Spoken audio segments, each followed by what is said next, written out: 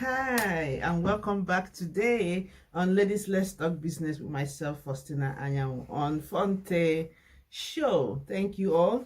Thank you for joining. Thank you for subscribing. Thank you for being my regular listener, and also thank you for sharing the videos and inviting others. Like I always say, always remember to invite a sister to tell a sister. Tell a sister to tell a sister. Let's form a chain, a network of women who get it, a network of women who are really empowered to, to go out there and change their world.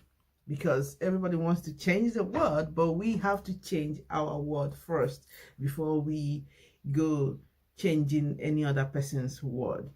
Before I go into the topic of today, which is self-focus, I want to remind you that we are going to have Women into Leadership Conference on the 27th July 2019. So go now to Eventbrite and grab your ticket. There is half price deal going on at the moment. Don't miss it because we just have limited amount of that ticket. We have lineup of speakers of people who have done it and achieved it, who have been in the top game of their career, who have, and people, both men and women, who are going to be sharing very inspiring and high quality content on the conference. So get your ticket, Women into Leadership Conference, or you go to divasofcolor.com and get your ticket. It's only £25 early bird at the moment. Now, going straight to the topic for today is self-focus. Now, there are several times you would have heard people talking about self-love, and all those kind of things. Focus on yourself, this and that, without going into the in-depth of what it means to, what self-love is. And oftentimes we get it so wrong that people now focus only on themselves, becoming selfishness, which is now rife in the society, where no one pays attention to any other person anymore. It's now all about me. So putting everybody's under pressure because it's all about me, without understanding what it means, how and why you need to focus on yourself, what that means. So I will be explaining all of this today, and I hope that you stay put so that we discuss this very important topic, because if you don't get it, you're gonna have issues with your personal life, professional life, business life, even your spiritual life. So this topic, self-focus, is really very important. Now, what is self-focus? Self-focus is your ability to pay attention. That's the key word, pay attention to one's self. Why? In order for you to identify and utilize your strength, and also so that you can identify and minimize the overflow of your weaknesses. Now, this is very interesting. Like, first of all, you need to know what your strength is and what your weaknesses are. Now, if you know once you have identified your strength, then you energize that area and work from the area of your strength while working on your weaknesses to reduce the impact of your weaknesses on your life. That is what self-focus is. Self-focus helps you to stay focused on your goals, help you to be able to achieve your set goal, whether short-term goals or whether long-term goals, whether professional goals or whether your life personal goals. So this is very, very, very important. because when you don't understand things, why you do things, it becomes a problem. I remember while in school, in nursing, we were taught anything you're gonna do on a patient, you have to really know your rationale. What is the rationale? So all the time you need to ask yourself, why am I doing this? What is this about? Because once you miss your rationale, then every other thing is flawed. So under self-focus, I'll be dealing on self-care, I'll be dealing on self-awareness, I'll be dealing on self-evaluation, and I'll be dealing on self-cleansing. Now, I've done a lot of research on this so that I can get the key point, go straight to the point without wasting your time, because I know so many people talk about self-love, but today I want to expand it for you so that you really understand it from the point of not being selfish, if you understand what I mean. Now, what is self-care? Self-care, is your ability to take care of your being, yourself. Take care of your strengths, take care of your weaknesses. Remember, the key word today is your strengths and weaknesses. How do you strengthen them? And how do you strengthen your strength? How do you energize your strength? And how do you minimize your weaknesses so that your weaknesses don't overflow, and go above your strength? Because every one of us have weaknesses as well as strength. Well, it depends on which one is in charge. That is what determines how we get on in life.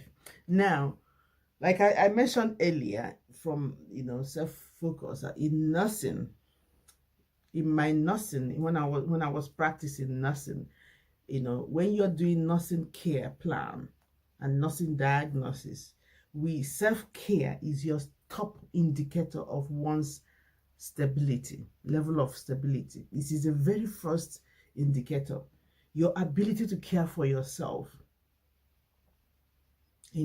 So in nursing is, if somebody loses that ability to care for himself or herself, is called self-care deficit. And anytime somebody is in deficit of self-care, it becomes a big worry for nurses, for people caring for this person, because it's a serious indicator of a more serious issue going on within the person's life. So what is self-care? Self-care is those action, processes or the actions a person takes in order to put yourself in the right place. The actions you take to to care for yourself, to care for both the physical, the mental, and the every aspect of your life. Self-care helps you to improve in your confidence. It helps you to stay focused. It helps you to it builds your confidence so much more.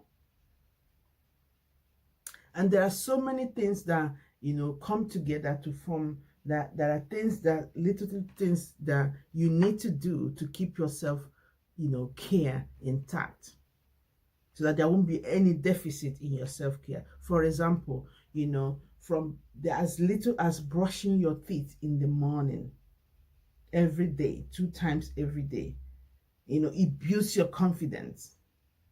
Now, drinking enough water. When you haven't had enough fluid in your body in a whole day, you find that you start having kind of general malaise or headache, or your body is not really itself. Going to the toilet, easing yourself in the morning or every day, making sure that you go to toilet every day to keep your system working and fresh. Taking exercises, eating good food, cleaning yourself, keeping yourself clean. These are all the little steps that you need to take care of yourself. Now, I've been talking about the physical care of yourself. Think about your environment. Think about, people around you. Think about the things that you do. Do you engage yourself in so many things? Especially professional women, we take on a lot that we become overwhelmed, we become agitated, we become, so worried. Listen, recently I read about there's a research that's shown that women following the leaning theory of women can do it all, is really putting women under so much pressure, pressure that is actually causing harm to women. Now, first of all, as a professional or as a woman in business, you need to understand that your health comes first. So you need to know when you have had enough. You need to know when, how much to take in. You need to watch your schedule. You need to learn how to say no or say yes when needed.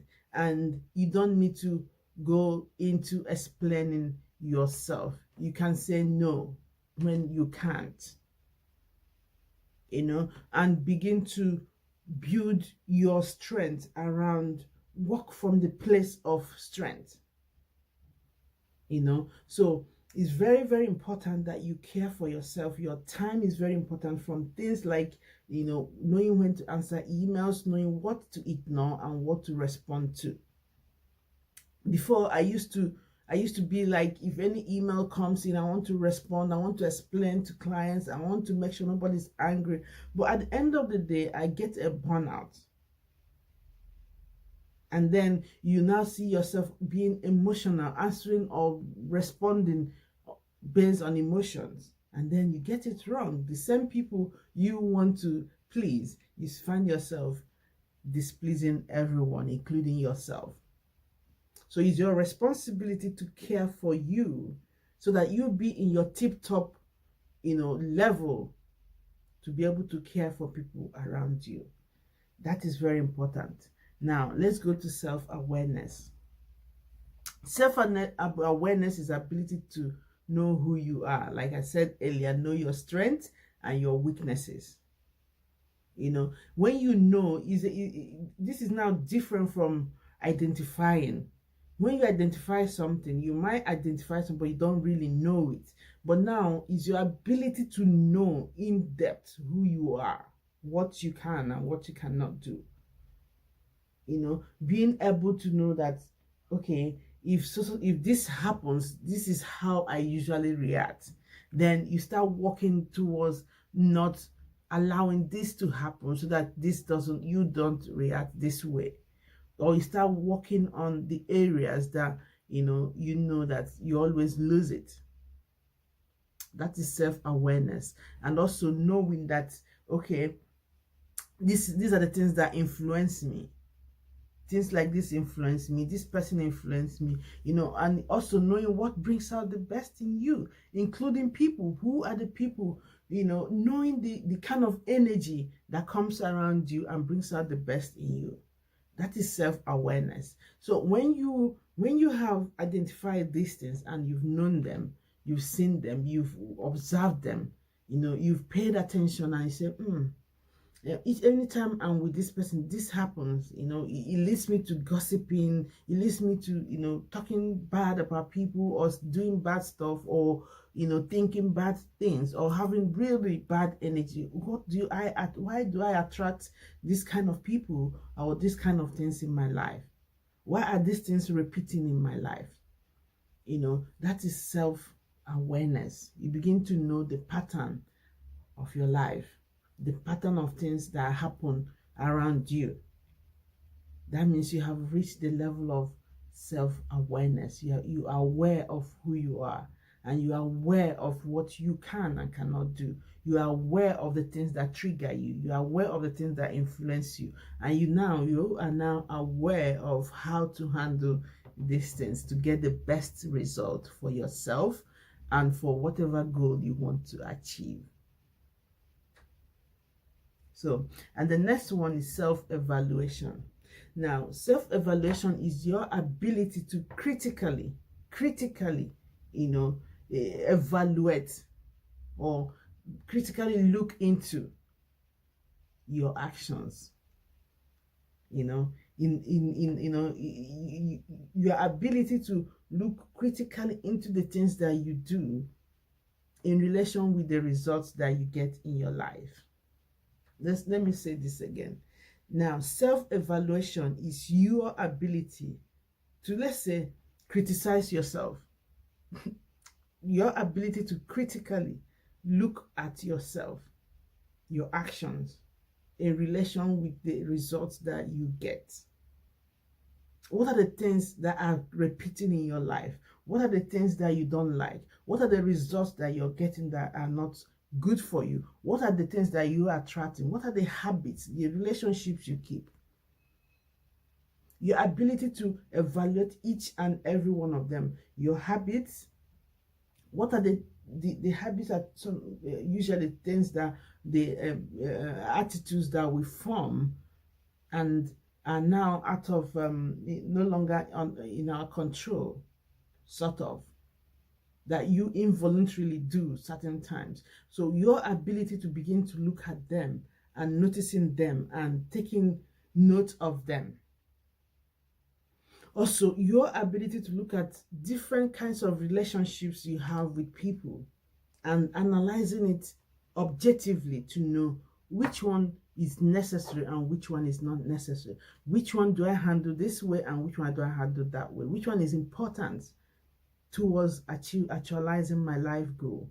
Whether it's your building your personality or building business or building whatever your spiritual life. What are the relationships that you need? This is your ability to look at them. And also your ability to look at the things that you are attracting in your life. The kind of people, the kind of events, the kind of, things that happen repeatedly, repetitions in your life. Your ability to take note, to begin to take note of them is very, very vital in your self-focus. Now, this one is sort of, the overall of it. Self-cleansing. Now, you've known your strength, you've known your weaknesses, you are aware of yourself, you are taking care of your needs, your problems, yourself and your physical body and everything. Now, self-cleansing is the final stage of self-focus, where where you purge yourself of all negativity, both fear, pain, all the energies, all the negative energies that you've internalized and acquired through interactions with external world. Each time you have interaction with the external world, you what's it called now, you internalize certain energies. So most of them are not good for you. So how do you purge these energies out of your system, both spiritually, and these energies come in like fear. The negative energies come in fear, pain, hatred, jealousy, anger. So when you begin to see these things in your life, is a time for you to see, look, I need to sit down and purge, detox myself of these energies. And how do you do this? First of all, some people say meditation. Yes, meditation. But as a Christian, for me, you have to begin to look into your prayer life. Begin to invite the Spirit of God back into your life. But if you're not a Christian, you know what you believe in, so you know how to reach your Creator or the whatever supernatural being that you believe in. You begin to call in the Spirit of your God, my God, the Lord Almighty, to help you. Call the Spirit of God to help you to begin to, re-energize yourself, purge yourself of all those energies that are not giving you the best of yourself. So, and this when you do this, when you begin to do this self-cleansing, both your mind, your body, you see yourself beginning to reclaim yourself back to default, because by default we are all loving, we are peaceful, we are joyful, we are happy, we have happiness in our lives. But when you see that your default is is no longer being what it should be or what it has been, it has to be, then you know that some viruses have, or malwares have attacked your system, and you begin to detox them, begin to remove, begin to purge yourself of those energies that are hindering you. And how do you do this? There are three major things that I look at. I look at digital detoxification and bodily detoxification and spiritual one. Now, I've talked about the spiritual one. That's when you begin to invite the Holy Spirit into your life. You begin to pray, And then the digital detox is one, removing yourself, especially from social media. Or even when you're on social media, begin to streamline what you pay attention to, what you interact with. Begin to be very critical and objective with your interactions and who you interact. What content are you focusing on? Very, very important. You begin to look at your interaction with irrelevant conversations, these interactions that suck you in. At the end of the day, you see that you wasted your whole time, and these things have, they haven't given you the energy that you require.